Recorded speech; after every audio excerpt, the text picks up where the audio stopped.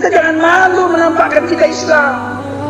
Al-Islamu ya'lu wa la yu'la alaihi. Islam tinggi, nggak ada yang lebih tinggi dari Islam, betul? Kenapa kita harus malu? Tokoh nasional ngomong di TV,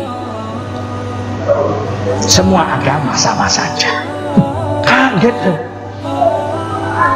Kata Quran, Islam yang paling tinggi tunjukkan, Islam paling unggul. Dia bilang semua agama sama saja. Siapa saja, ulangi aja, siapa saja yang berbuat baik di dunia, nanti di akhirat semuanya akan masuk surga, apapun agamanya. Apapun agamanya. Apapun agamanya. Copot baut otaknya.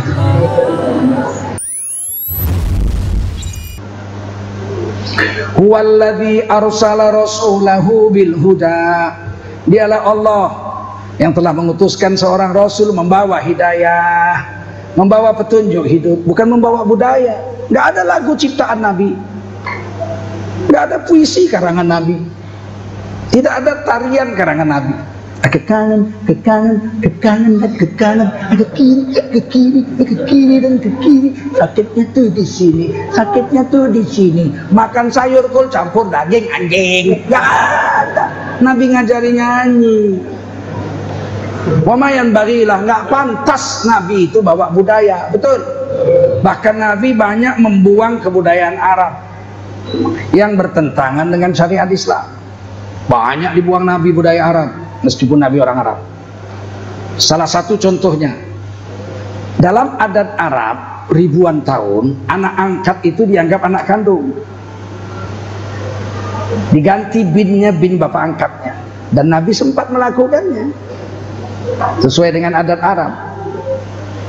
Nabi dikasih anak namanya Zaid bin Harithah, dibeli oleh Siti Khadijah ibunda kita sebelum kawin dengan Rasulullah di pasar Ukaz, sekitar 36 kilometer dari Mekah menuju ke arah Thaif. Nabi anak laki-laki beliau kan wafat waktu kecil, dan Nabi menganggap Zaid bin Harithah ini anak beliau. Dimerdekakan dari budak, diganti namanya Zaid bin Muhammad sebagaimana adat Arab. Turun wahyu dilarang, nggak boleh, haram hukumnya pakai bin orang lain selain bapak kandungnya. Diganti Nabi lagi Zaid bin Harithah sampai wafat, meskipun jadi anak angkat Nabi.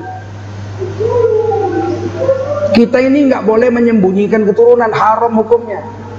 Ibu saya Cina, saya bilang dari kecil, kau kok putih? Kenapa rupanya kalau putih? Cina kau? Iya, Cina. Ibu saya Cina. Saya akui dari kecil, nggak pernah saya membantahnya. Sampai sekarang, kau anak Cina? Betul, ibu saya anak Cina asli. Kakek nenek moyang saya yang dari pihak ibu tidak ada yang Islam kecuali ibu saya. Saya akui itu. Haram itu menyembunyikan keturunan. Bapak saya Tengku Rafiuddin, anak daripada Dr. Saudin, anak daripada Raja Umar, terus sampai ke Pagaruyung 8 meter silsilahnya. Bukan anak nggak jelas, bukan kaleng-kaleng, nggak boleh menyembunyikan nama bapak. Ini ada orang nggak jelas, siapa bapaknya nggak tahu, siapa mamanya nggak tahu, tenang. Ngaku Islam juga. Kita harus jelas. Dibuang sama Nabi, nggak boleh pakai bin bapak angkat, harus bin bapak kandung. Yang kedua, adat Arab, anak angkat nggak boleh dikawini, kan dianggap anak kandung. Ribuan tahun orang nggak boleh kawin sama anak angkat, dan janda anak angkat. Jadi anak angkat kita punya istri, kemudian mati anak angkat kita, kan jandanya itu nggak boleh kita kawini, haram. Itu menurut adat Arab, adat budaya Arab. Nabi menikahkan Zaid bin Harithah saking cintanya Nabi kepada sepupu Nabi namanya Zainab binti Jahash, perempuan Quraisy cantik jelita, kulit kuning kemerahan, sepupu Rasul. Dinikahkan, tapi perjalanan rumah tangga nggak harmonis, sebab yang satu mantan budak, yang satu mantan majikan, nggak enak. Akhirnya cerai. Sayyidina Zaid menikahi mantan budak juga yang kerja sama Siti Khadijah namanya Umi Aiman. Cocok, harmonis, seimbang. Dapat anak Usama bin Zaid radhiyallahu anhu, panglima perang melawan Romawi ketika masih berumur 17 tahun. Cucu angkat Nabi. Nah, Siti Zainab radhiyallahu anha janda. Turun wahyu surah Al-Ahzab itu membuktikan Nabi nggak bawa budaya, tapi Nabi bawa hidayah, bawa petunjuk.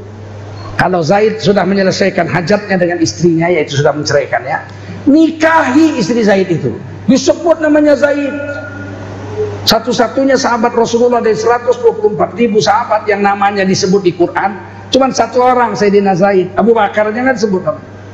Sayyidina Abu Bakar disebut sahibuhu, sahabatnya di dalam gua. Sayyidina Ali disebut dia. Tapi yang namanya disebut Zaid satu-satunya untuk memberantas adat Arab menjadi syariat Islam. Kalau Zaid sudah menceraikan istrinya, nikahi istri Zaid, disebut namanya Zaid. Nabi nikahi karena diperintah Allah. Walaupun beratlah ribuan tahun adat harus ditabrak. Itu hanya orang yang yakin sama Allah aja yang berani itu. Kalau orang nggak lain nggak berani.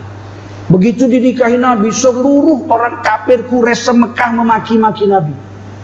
Dibulilah kalau sekarang ini ada Abu Janda, ada Ade Armando, ya kan? Beredar kabar, la ilaha illallah, semogalah kafir-kafir ini dilaknat Allah ya. Apa kata mereka? Muhammad ini ganas juga, anak angkat pun diembat juga. Tapi Nabi tidak peduli, ini syariat Islam. Cobalah kita orang Batak, ribuan tahun nggak boleh kawin semarga. Tiba-tiba kita di tanah Batak, di Samosir, kawin sinaga sama sinaga. Kira-kira dimaki-maki nggak sama orang sekampung? Berani nggak? Nggak berani.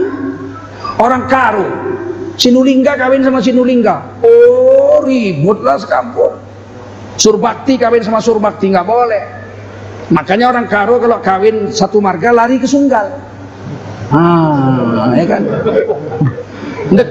Bekah tanah Sunggal, sudah masih lebar tanah Sunggal. Nggak sanggup menghadapi adat. Tapi Nabi dihadapi. Karena Nabi tidak membawa adat, budaya, tapi Nabi membawa hidayah, petunjuk. Anak angkat dapat warisan.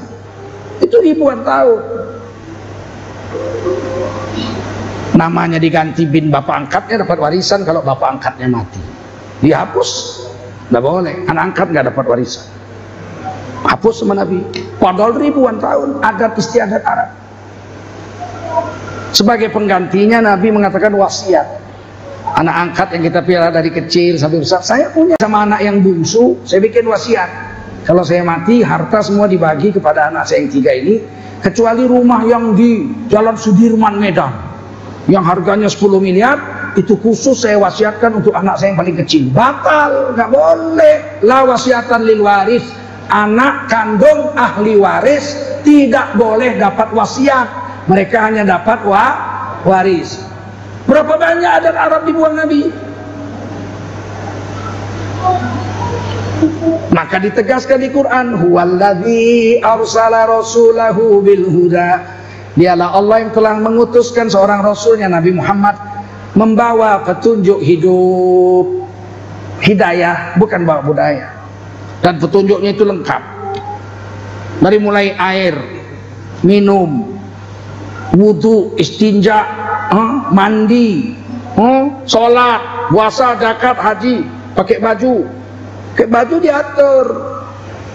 Kalau laki-laki lutut sampai pusat, wajib ditutup, terbuka haram. Kalau sholat pakai baju, laki-laki celana jojon, lutut sampai pusat tertutup, sholat sah sholatnya. Ditulis di Quran.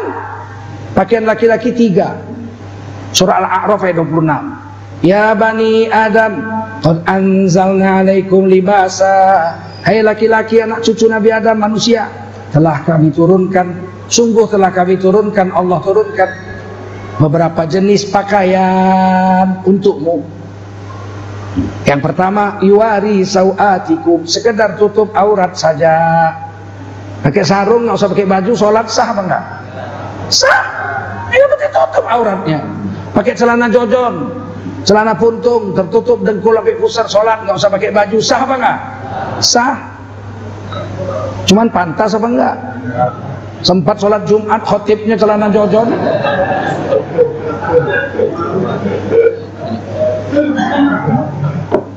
Sah apa enggak? Khotib celana jodon sah apa enggak? Sah. Pantas apa enggak? Nah, makanya agama ini bukan sekedar sah. Sesuatu yang boleh dalam Islam tidak mesti dibuat. Pikirkan juga pantas apa enggak. Banyak hal-hal yang boleh tapi enggak pantas. Seorang ibu pakai sarung aja nggak usah pakai nampak buah dadanya di depan anaknya. Boleh apa enggak? Boleh. Uang anaknya kok gimana nih kamu? Boleh apa enggak? Pantas apa enggak?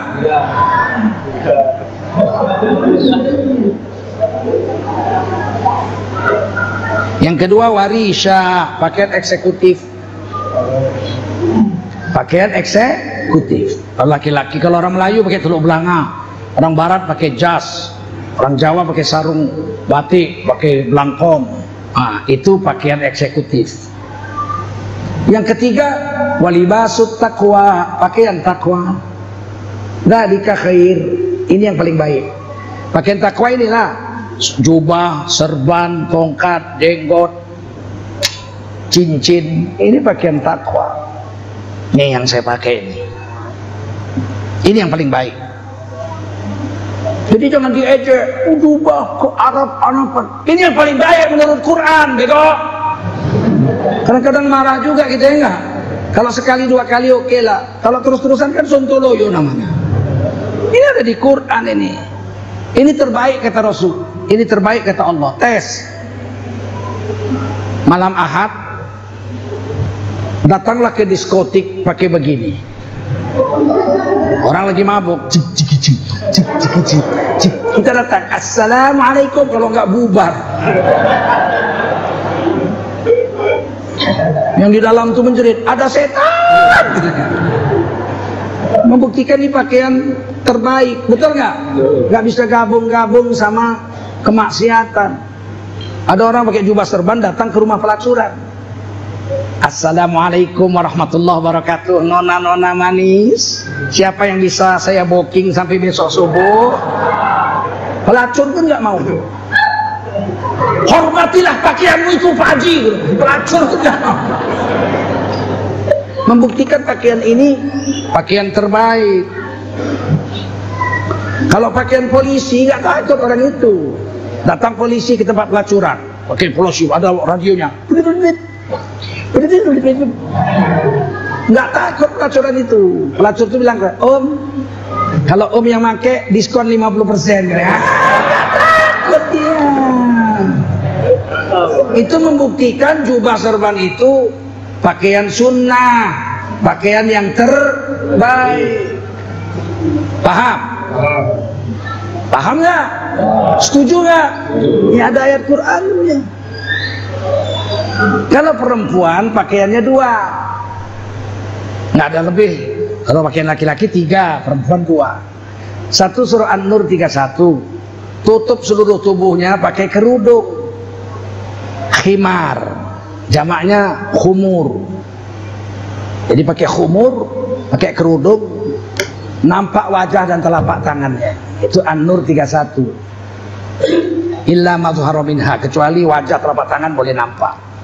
Itu menurut tafsir Ibnu Abbas radhiyallahu anhu. Ada satu lagi pakaian wanita, turunnya di Madinah, yaitu jilbab. Surah Al-Ahzab 59. Hai Nabi, perintahkan pada istri-istrimu, anak perempuanmu, dan semua istri orang-orang beriman. Sampai hari kiamat gak berubah nih hukum. Wajiblah mereka menutup seluruh tubuh mereka dengan jilbab-jilbabnya. Jilbab adalah Quran Kementerian Agama Republik Indonesia resmi, ditandatangani Menteri Agama. Catatan kaki Al-Ahzab 59, jilbab ialah, lihat di bawah catatan kaki, jilbab ialah sejenis baju kurung yang lapang yang dapat menutup kepala, wajah, dan dada. Kepala, wajah, dan jilbab tutup wajah. Menurut Kementerian Agama. Tiba-tiba orang pakai cadar dibilang radikal. Ucabutilah kumis kau satu-satu nanti. Kau nggak baca kitabmu sendiri. Kalau kitab Arab udah jelas, Jalalain aja yang paling kecil. Idza kharajna li hajatihin illa ainan wahidah. Wanita kalau keluar rumah cuma sebelah matanya aja yang boleh nampak. kalah Batman. Ini tuh ada tafsirnya. Durrul Mansur fi Ahkamil Quran Imam Qurtubi, wajah ditutup. Ibnu Katsir Al-Ahzab 59, wajah ditutup. Jadi perempuan solo pilih 2, nampak wajah An-Nur 31, tutup wajah Al-Ahzab 59, nggak ada yang lain. Imam Nawawi mengatakan sunat tidak wajib menutup wajah, kalau tutup boleh sunat. Sedangkan Imam Suyuti, Imam Ibnu Hajar, Imam Sayyid Abi Bakri Syato, Imam Nawawi Al-Bantani mengatakan wajib perempuan tutup wajahnya. Walaupun ada yang bilang sunat, ada yang bilang wajib, tapi dua-duanya syariat Islam. Belum ada ulama mengatakan haram pakai cadar. Nggak ada ulama sedunia yang melarang pakai cadar diharamkan, nggak ada. Kok tiba-tiba ada orang Medan katanya, Haji Miftah ngakunya ustaz, aku pakai masker katanya udah bau jigong sebentar aja. Bagaimana ada perempuan pakai cadar bertahun-tahun apa nggak bau jigong? Kau pikir bini kami macam binimu itu, macam muncungmu merokok gitu. Orang Medan pula tuh bikin malunya itu, Allah. Jangan kau panggil dia kemari ceramah. Perempuan itu selain itu nggak boleh nampak. Nah, kalau suruh pilih, perempuan nampak wajah atau tutup wajah? Kalau saya pilih tutup wajah. Kenapa? Karena wajah itu meskipun andai kata sesuai dengan kata Imam Nawawi, wajah bukan aurat. Kalau Imam Suyuti kan bilang wajah aurat. Seandainya wajah wanita bukan aurat, tapi paling tidak laki-laki itu jatuh cinta karena wajah. Seandainya wajah itu tidak aurat, dilihat nggak berdosa seandainya. Tapi laki-laki jatuh cinta kan karena lihat wajah. Tahun 60-an ada lagu keroncong terkenang-kenang gitu. Cerita wajah. Terbayang-bayang wajahmu dengan rupa yang manis, terbayang senyum manis di bibirmu, rasa hatiku sedih. Terbayang-bayang wajahmu. Nggak ada orang nyanyi terbayang-bayang dengkulmu. Walaupun dengkul pasti aurat, betul? Dengkul pasti aurat, sepakat seluruh ulama sedunia, dengkul aurat. Tapi nggak ada orang jatuh cinta karena lihat dengkul. Orang jatuh cinta karena lihat wajah. Dan peribahasa Indonesia memuji wajah semua.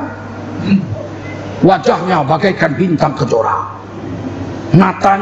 wajahnya bagaikan bulan purnama, matanya bagaikan bintang kejora, alisnya seperti semut beriring, giginya di wajah semua kan bagaikan biji ketimun, dakuknya umpama lebah bergantung, pipinya bagaikan pauh di layang. Waduh, lihat mangga ditiup angin. Semua yang dipuji wajah, betul? Nggak ada peribahasa Indonesia bilang pahanya bagaikan batang pisang. Nggak ada.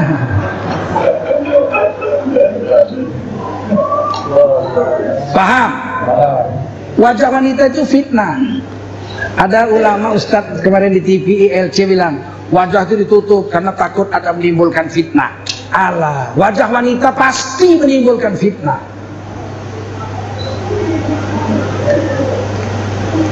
Pasti menimbulkan fitnah. Ada 10 orang perempuan pakai baju merah-merah, nampak wajahnya tapi pakai kerudung rapi sampai dadanya. Main nasib di depan laki-laki, nyanyinya siksa kubur. Takutlah kamu kan pintu kubur, takutlah kamu kan pintu kubur, takutlah kamu kan pintu kubur. Yang nonton gak ingat kubur.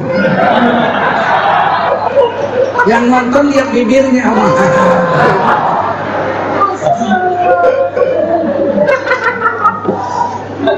Nggak usah bohong lah, betul nggak? Perempuan jangankan wajahnya fitnah. Sebab ini saya jawab nih, ada ustadz cerita di ILC baru saya lihat berapa hari yang lalu. Kalau menimbulkan fitnah, pasti menimbulkan fitnah, bukan kalau. Jangankan wajah perempuan, suaranya aja menimbulkan fitnah. Walaupun sepakat mazhab Syafi'i, suara wanita bukan aurat. Jelas, bukan aurat. Tapi suara perempuan itu menimbulkan fitnah, meskipun bukan aurat. Saya kasih contoh. Di satu kampung yang sederhana, ada satu rumah dari tepas, rumah dari bambu. Malam-malam terdengar orang merintih kesakitan. Aduh mak, aduh, tolong, mati lagu. Tolong, aduh, ampun. Wow, orang kampung ngamuk sekampung. Ke dokter kau, adu-adu aja kau bikin kami nggak bisa tidur. Karena yang adu-adu laki-laki.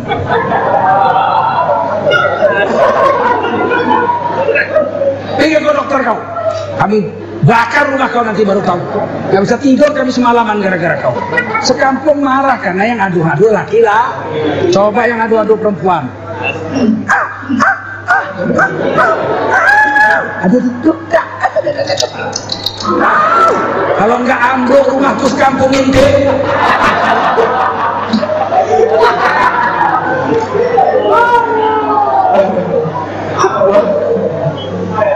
Ini ngaji kita, ini ngaji. Hari ini kita banyak disesatkan orang karena bininya nggak pakai cadar, dia benci sama cadar. Padahal Kementerian Agama waktu menterinya Pak Kiai Haji Mukti Ali, istrinya pakai rok pendek, nggak pakai jilbab pun, nggak pakai kerudung, nampak rambut. Tapi ditandatanganinya terjemahan Quran dan tafsir 12 jilid Kementerian Agama itu, bahwa jilbab adalah menutup kepala, wajah, dan dada. Dia tanda tangani, dia hormati ilmu meskipun istrinya nggak buat. Sekarang aneh kalau istrinya nggak buat, hukum mau ditukar, kan gila itu. Hukum jangan ditukar bos, betul? Wanita itu memang fitnah. Makanya Nabi mengatakan kalau imam salah, laki-laki menegurnya dengan ucapan subhanallah. Kalau perempuan jangan. Kalau imamnya salah, tepuk tangan. Tepuk tangan. Kenapa nggak sebut subhanallah? Karena kalau perempuan yang menegur pakai subhanallah, barisan depan balik kanan semua. Imamnya salah baca Quran, yang tahu salahnya cuma perempuan, diperbaikinya. Subhanallah, balik belakang.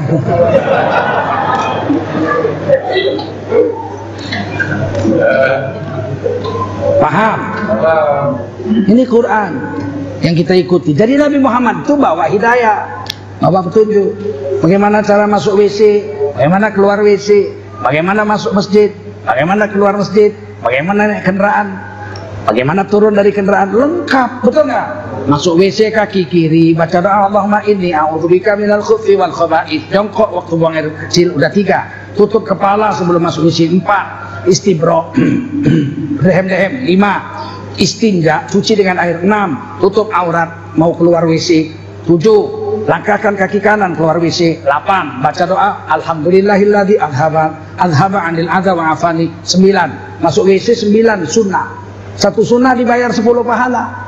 Laqad kana lakum fi Rasulillahi uswatun hasanah. Sungguh telah ada pada diri Rasul Allah itu 1 hasanah. Setiap kau ikut gerakan Rasul itu, untukmu kau dapat 1 hasanah. Kalau masuk WC ikut Nabi 9 hasanah, diberi pahala. Man ja'a bil hasanati falahu asyru amsalihha. 1 hasanah dibayar 10 pahala. Masuk WC dapat 90 pahala. Kalau 1 hari 10 kali masuk WC 900 pahala. Kalau seumur hidup 60 tahun, kata malaikat, iqra kitabak, baca catatan amalmu. Masuk WC 900 pahala, masuk WC 900 pahala, masuk WC 900 pahala, masuk WC, masuk WC. Jangan-jangan kita masuk surga gara-gara masuk WC. Laqad kana lakum fi Rasulillahi uswatun hasanah. Sungguh telah ada pada diri Rasul Allah itu contoh hasanah untuk kau ikuti. Tidur cara Nabi, wudhu sebelum tidur, tutup aurat waktu tidur, jangan telanjang waktu tidur. Hormati ada makhluk-makhluk yang bisa melihatmu, yang kau nggak bisa melihatnya, malaikat-malaikat, jin-jin. Nanti kalau istri kita tidur telanjang, ditiduri jin, selera juga kata jin. Tutup aurat, baca Quran semampumu, Fatihah, Al-Baqarah akhir, Al-Baqarah awal, Al-Baqarah akhir, ayat kursi, Al-Kahfi awal, Al-Kahfi akhir. Apa yang bisa, Qul huwallah, Al-Falaq, An-Nas, Zikir, subhanallah, alhamdulillah, Allahu akbar 100 kali, kemudian tidur miring kanan, bismika Allahumma ahya wa amut. Selama tidur dihitung ibadah. Hasanah, hasanah, hasanah, hasanah, hasanah. Satu malam tidur, satu hari satu malam 8 jam. 8 jam bagi 24 sepertiga. Sepertiga umur kita untuk tidur aja, Pak. Kalau tidurnya cara Rasulullah dihitung ibadah. Kata malaikat di akhir kiamat, Iqra kitabak, baca catatan amalmu. 60 tahun kita buka, 20 tahun tidur aja. Tidur. Cara Rasul dapat hasanah, mahabbah. Jangan-jangan kita masuk surga gara-gara tidur. Dan tidur inilah amal ibadah yang paling khusyuk.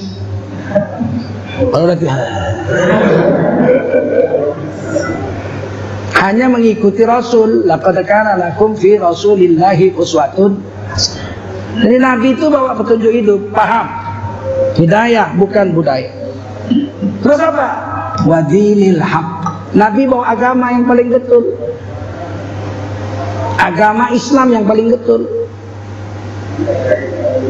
Liyuzhirahu 'ala dini kulli. Agar kita tunjukkan sama agama lain, agama kita yang paling betul. Walau karihal musyrikun, kalau penyembah banyak Tuhan benci kepadamu. Agama Islamnya harus dipertunjukkan. Saya keliling 36 negara dakwah pakai begini aja, Pak. Nggak mau tukar baju saya. Nggak ada baju lain, tujuh baju saya begini semua. Ini ke Medan saya bawa 5. Kalau udah ceramah 3 begini basah aja, terpaksa cuci kering. Kesikitan baju cuma 7. Ceramah 3 kali di pagi udah bau, ganti siang bau, ganti malam 3, sedangkan yang dibawa cuma 5. Memang baju saya cuma 7. Bagaimana? Dan warnanya sama semua. Orang nggak tahu kalau baju saya cuma 7. Orang sama semua warnanya, bentuknya sama. Tapi saya merasa bahagia, bukan nggak bisa. Saya beli baju 700 pun ada duitku. Untuk apa? 7 cukup kok. Nah, kita ikuti Rasulullah, bangga.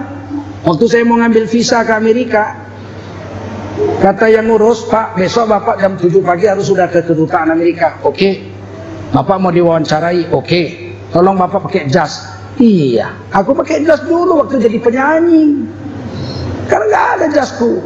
Wah, nggak bisa, nggak usah. Kalau memang nggak dapat visa, nggak usah ke Amerika. Kenapa rupanya? Masih banyak negara lain, betul? Ternyata saya sampai ke Amerika, Duta Besar Amerika, tanda tangan masuk. Begitu saya jumpa sama yang ngurus visa itu, dia ketik nama saya. Keluar negara yang sudah saya jalani. Di layar komputernya itu saya lihat.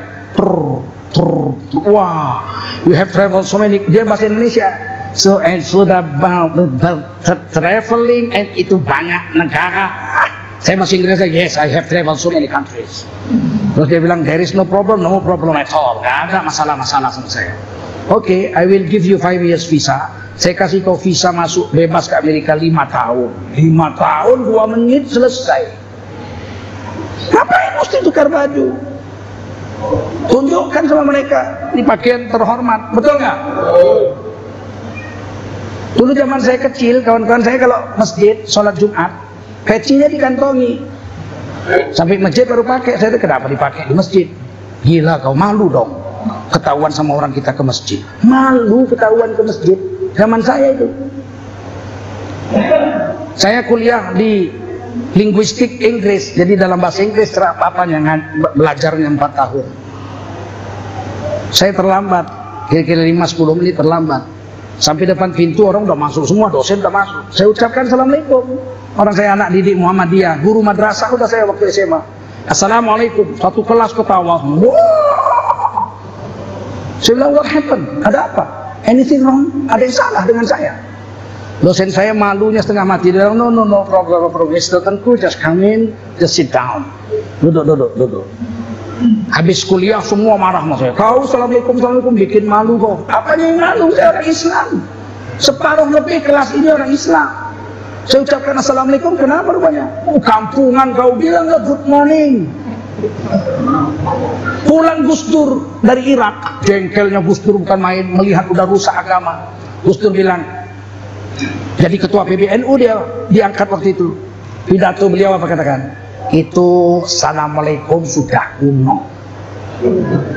Sebaiknya diganti saja dengan selamat pagi. Ngamuk se-Indonesia, Gus Dur dimaki-maki. Akhirnya semua orang assalamualaikum, assalamualaikum, gara-gara Gus Dur itu, pahalanya untuk Gus Dur semua itu. Belakangan saya jumpa Gus Dur, Gus kok dulu bilang selamat pagi menggantikan assalamualaikum sih? Jengkel saya. Orang sekarang, waktu itu orang saya pulang dari Irak, orang nggak ada lagi kasih salam. Hai, hello, hai, selamat pagi, good morning. Mudah ganti aja, buang aja assalamualaikum sekalian, biar jengkel. Betul, orang Islam akhirnya balik. Nggak sampai dimaki-maki orang. Biar aja saya dimaki orang, yang penting agama berdiri. Itu teknik Gus Dur. Malu, kita jangan malu menampakkan kita Islam. Al-Islamu ya'lu wa la yu'la alaihi. Islam itu tinggi, nggak ada yang lebih tinggi dari Islam, betul? Kenapa kita harus malu? Hari ini dirusak. Ada profesor doktor kiai haji ahli agama Islam, tokoh nasional, ngomong di TV, semua agama sama saja. Kaget. Kata Quran, Islam yang paling tinggi tunjukkan, Islam paling unggul. Dia bilang semua agama sama saja. Siapa saja, diulangi aja, siapa saja yang berbuat baik di dunia, nanti di akhirat semuanya akan masuk surga, apapun agamanya.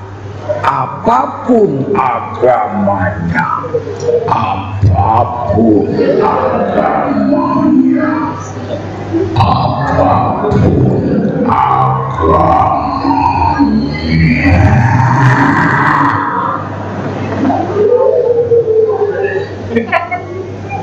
Kiai haji, profesor doktor, ahli agama, tamatan pesantren dari kecil, tapi otaknya rusak. Benar agama sama semua? Benar? Benar? Kita kalau sama istri campur, habis campur wajib mandi, dia mandi nggak? Sama? Nggak sama kok dibilang sama. Kita maghrib sujud nyembah Allah, ya nggak? Dia maghrib olahraga ya. Hip hip hura hura, tahu-tahu sama-sama masuk surga. Gila kau. Mana sama? Kita babi nggak boleh makan, dia babi dimakan. Kita anjing nggak boleh makan, dia anjing dimakan. Kita buaya nggak boleh makan, dia buaya dimakan. Tiba-tiba sama-sama masuk surga. Copot baut otaknya. Mana sama? Sama. Hewan yang boleh kita makan cuma satu jenis, herbivora. Hewan yang makan rumput saja. Hewan pemakan semua-semuanya, omnivora, haram dimakan. Betul? Hewan yang makan daging mentah, buaya, ular, tikus, kucing, harimau, burung elang, burung raja wali, musang, biawak, haram itu karena karnivora, binatang yang makan daging mentah, hukumnya kita cuma boleh makan binatang yang makan rumput, makan biji-bijian, ayam, rusa, lembu, kambing. Tak boleh kita makan binatang-binatang yang makan daging. Kita tidak boleh makan segala macam makanan yang diharamkan Allah. Sama kita dengan mereka? Tidak sama. Betul? Akhirnya udah 2:30 ya, lewat 15. Saya pesankan, ini hadir banyak, mari kita hidupkan masjid ini 5 waktu supaya nasib kita berubah. Ini banyak orang Islam, kenapa kami miskin? Kenapa kami miskin? Kenapa banyak orang Islam miskin? Jawabnya satu, orang Islam nggak ke masjid.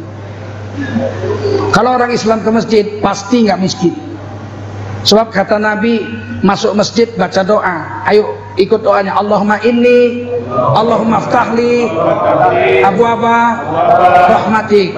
Ya Allah, bukakanlah olehmu untukku pintu-pintu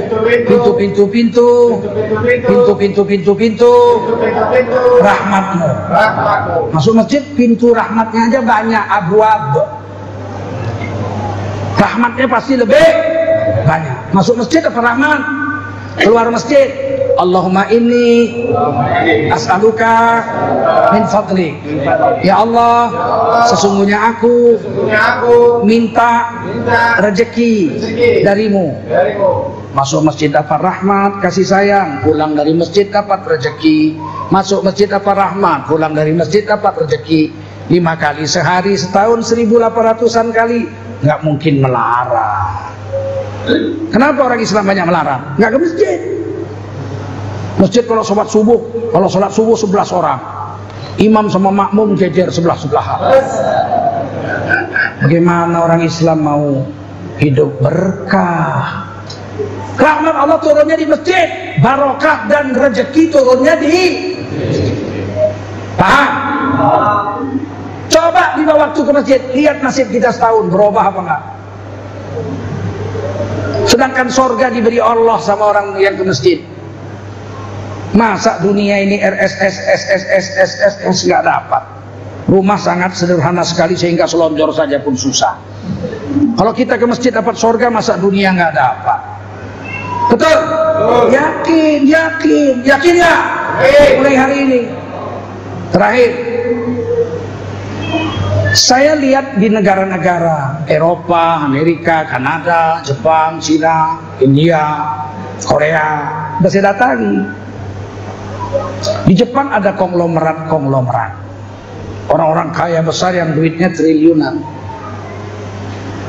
Yang punya Suzuki, Toyota, Daihatsu, itu yang punya pabrik itu orang kaya raya triliunan duitnya. Tapi dipastikan konglomerat yang ada di Jepang adalah orang Jepang asli. Saya sudah ke Korea, yang punya pabrik Hyundai, yang punya pabrik LG itu triliunan duitnya, konglomerat. Tapi pasti konglomerat di Korea adalah asli orang Korea. Saya sudah ke Amerika, yang punya Chevrolet, yang punya Ford, yang punya Boeing, itu orang-orang triliunan duitnya. Tapi pasti konglomerat di Amerika adalah orang Amerika. Saya sudah ke Eropa. Di Jerman ada orang kaya raya yang punya pabrik Mercedes, Mercy. Oh, duitnya triliunan. Iya, tapi dipastikan orang kaya di Jerman adalah orang Jerman asli. Di Inggris ada orang kaya yang punya pabrik Rolls Royce. Iya, tapi dipastikan orang kaya raya konglomerat di Inggris adalah orang Inggris asli. Saya ke Cina, ada Jack Ma, orang kaya raya di Cina. Dipastikan orang kaya raya di Cina adalah orang Cina. Tidak mungkin orang keling kaya di Cina. Saya sudah ke India. Oh, orang kaya yang punya Bollywood itu. Oh, tapi pasti konglomerat di India adalah orang India. Yang aneh Indonesia, 120 juta orang Jawa. 100 juta orang Jawa saja, suku Jawa yang ada di Pulau Jawa. Tapi ketika kita lihat konglomerat di Jawa, bukan Legimin, bukan Sutejo, bukan Bejo, bukan Parno, bukan Wagiman. Tapi siapa konglomerat di Jawa? Iya, lu orang tidak tahu lu. Lu orang tahu lu. Iya. Di Medan, kita lihat orang kaya raya di Medan siapa? Iya, lu orang kita tahu lu. Mesti ada yang salah Indonesia ini. Orang Cina nggak sampai 1%. Kok konglomerat di Indonesia 90% Cina semua? Mesti ada yang salah ini, betul nggak? Mesti ada yang salah. Nah, sekarang kita mau berubah. Presiden Jokowi kemarin meresmikan new normal dengan membuka mal-mal. New normal buka mal. Yusuf Kala protes, harusnya buka masjid. Tapi Presiden Jokowi buka mal. New normal. Maka kami para ustadz membuka acara juga yang sama. New no mall. Ulangi, new no mall. Mulai hari ini kita nggak usah belanja ke mall. Kita belanja di warung tetangga saja. Belanjalah di warung tetangga saja. Bu, woi, bu, belanja di mana?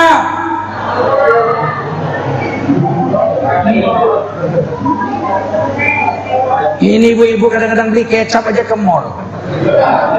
Saya nggak mau ke mall. Pertama, memang tidak membuat kaya bangsa Indonesia. Kedua, banyak kali pusat perempuan di situ. Nampak pusatnya, lumayan cantik, bodong pula. Maka kita belanja pada tetangga. Menantu saya selama 3 bulan ini saya di Medan, karena Jakarta ditutup. Saya bawa belanja untuk makan saya aja kadang-kadang sampai 5 warung. Di sayur di sini, beli minyak goreng, beras di sana, beli pepaya di sana. Kata menantu saya, mau beli perluan aja sampai 5 warung, Bu ya. Kenapa kalau 5 warung rupanya 10? Kenapa rupanya? Kan saudara kita semua. Tengoklah warungnya miring katanya. Ya miring loh, orang yang belanja 3 orang. Coba kalau 1 bulan 3.000 orang yang belanja, 2 hari lurus warung. Betul? Gimana orang kita mau kaya kalau kita nggak belanja sama dia?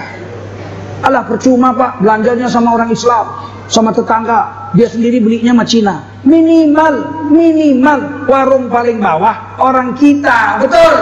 5 tahun kemudian dia sudah jadi grosir. 10 tahun kemudian dia sudah punya gudang. 30 tahun kemudian mall-mall Cina tuh bangkrut, dibelinya. Betul? Gimana kita kalau nggak mulai dari sekarang? Mau kita terus-terus begini mau? Anak kita jadi kuli aja. Saya pikirkan anak cucu klien.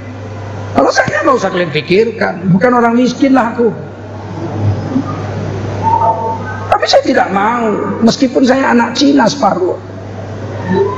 Saya tidak mau melihat keserakahan dan ketidakadilan. Karena Pancasila mengatakan keadilan sosial bagi seluruh rakyat Indonesia. Percayalah Bu, kalau ibu semua, bapak semua belanja sama tetangga, setahun aja berubah nasibnya, dia udah bayar zakat tahun depan. Saya mau beritahu terakhir ini, orang Islam di Indonesia ini 230 juta. Dari 267 juta, 230 juta orang Islam. Kalau kita makan satu hari lontong, pagi makan lontong 6.000, karena miskin. Siang makan lontong 6.000, malam makan lontong 6.000. Lontong aja tiap hari. Itu satu hari 18.000, sebulan itu 500.000. Kali 230 juta, itu kalau makan lontong aja itu 115 triliun duitnya sebulan. Ulangi, 115 triliun sebulan kalau makan lontong aja. Kalau pagi makan nasi padang, siang makan nasi padang, malam itu 30.000 sehari. Sebulan itu hampir rata-rata sejuta. Itu makan saja. Itu orang Islam sudah mengeluarkan duit 230 triliun.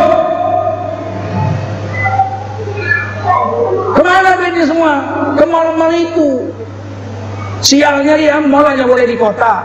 Di kampung-kampung dibikinnya Maret, Januari, Februari, Desember. Sampai di pinggir hutan tempat monyet kawin ada Desembernya. Maretnya. Kita jadi apa kita? Apa kita ini?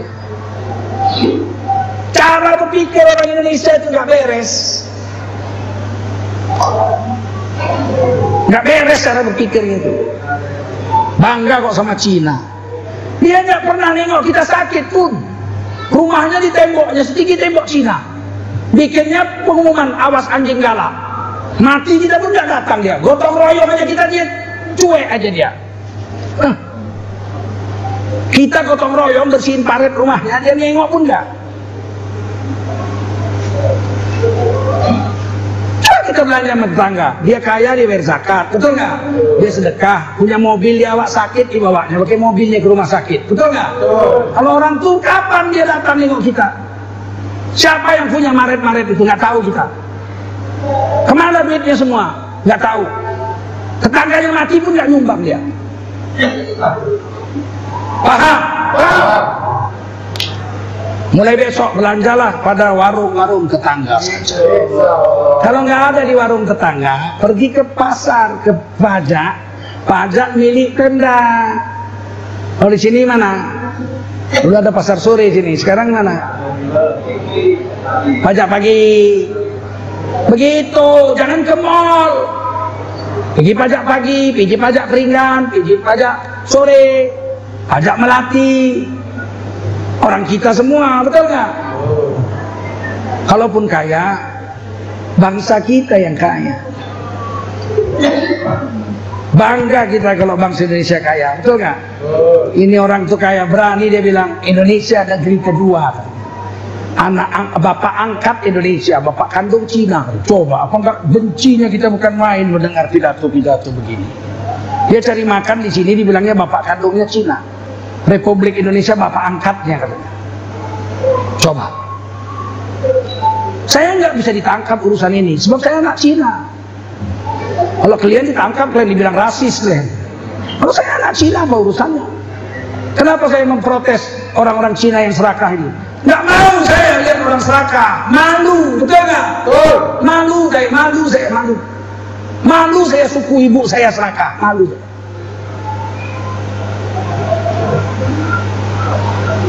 Nah, sampai sini aja. Mudah-mudahan ada manfaatnya. Saya datang kemari dengan adik-adik kami dari Cinta Palestina. Di Palestina, jalur Gaza itu 100% masih kita kuasai. Yerusalem sudah dikuasai Israel. Mereka minta bangunkan masjid yang sudah jelek, hampir roboh. Masjid itu kecil, tapi tanahnya 0,5 hektar, 5.000 meter. Mengajarkan anak-anak di situ menghafal Quran. Jadi kita bangunlah masjid itu 17 Februari 2019 yang lalu, 14 bulan yang lalu. Batu pertamanya kita letakkan, rencana 2 tingkat. Tingkat 1 untuk masjid, mampu menampung 5.000 orang. Tingkat 2 untuk pesantren hafal Quran. Tapi mereka minta tambah tingkatnya, supaya pengungsi-pengungsi Palestina yang rumahnya di bulldozer Israel di musim dingin Oktober, November, Desember, Januari itu minus 17 sampai 15 derajat Celcius, turun salju. Mereka mati beku kalau tidur di tenda. Mereka bisa tidur di masjid lantai 3 kita. Maka masjid ini sudah kita bangun, sudah jadi. Alhamdulillah, bangunannya sudah berdiri. Dalam bulan ini kita akan mengecor punuknya, itu apa namanya, kubahnya. Besi sudah naik, besi kubah. Dan tinggal interiornya lagi disempurnakan. Kami berharap Desember sudah jadi. Kalau COVID-19 sudah berlalu, kita akan berangkat ke sana untuk meresmikannya. Alhamdulillah ini jalur Gaza ya. Itu dia, tinggal sedikit lagi kepalanya aja. Tapi di dalam kita perlu perbaikan. Dan semuanya ini batu alam. Karena kalau nggak batu alam, musim dingin di dalam beku. Dia kalau batu alam putih begitu, di luar dingin, di dalam hangat. Kalau di luar panas 50 derajat Celcius, di dalam sejuk. Itu kelebihan batu. Sebuat, insya Allah sudah menghasilkan, walaupun baru begini bentuknya belum jadi benar. Itu udah 110 hafiz Quran di wisuda kemarin. Bayangkan ini, sungguh-sungguhnya mereka dengan agama. Dan berapa saja yang kita sumbang pasti manfaat. Saya ingin bakulnya segera jalan. Berikan yang terbaik, yang terbesar. 100.000, 200.000. 100.000 kebanyakan, boleh ambil baliknya, boleh. 100.000 pulang 70.000, oke. 50.000 pulang 20.000, boleh. Asal jangan masuk 50 pulang 200 ya. Mulai kita isi. Salatullah, salamullah ala toha Rasulillah. Salatullah, salamullah ala Yasin Habibillah. Salatullah, salamullah ala toha Rasulillah. Salatullah, salamullah ala Yasin Habibillah.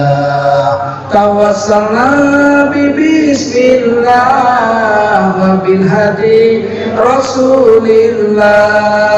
Tawassalna bismillah wa bil hadi Rasulillah. Wa kulli mujahidin lillah bi ahlil badri ya Allah. Salatullah, salamullah ala Rasulillah, salatullah salamullah ala habibillah. Ilahi sallimil ummah minal afati wan nikmah. Ilahi sallimil ummah minal afati wan nikmah wa min hammin wa min ummah bi ahlil badri ya Allah. Salatullah salamullah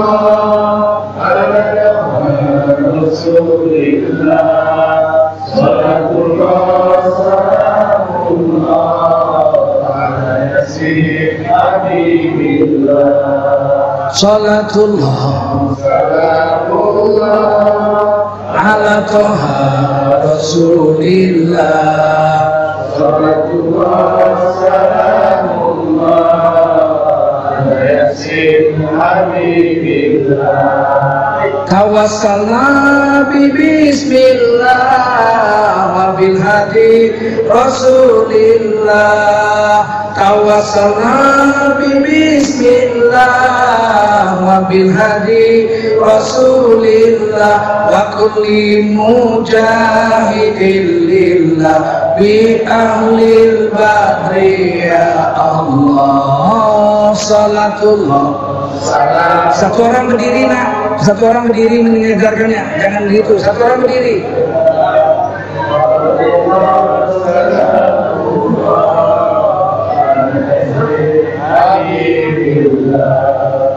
Ilahi sallimil ummah minal afati wan nikmah.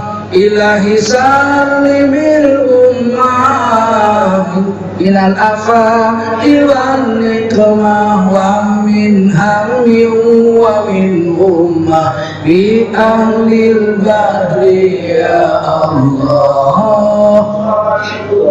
Salamullah ala Rasulillah, salatullah salamullah ala yasin habibillah. Salatullah salamullah ala yasin habibillah. Allahumma salli wa sallim wa barik alaihi.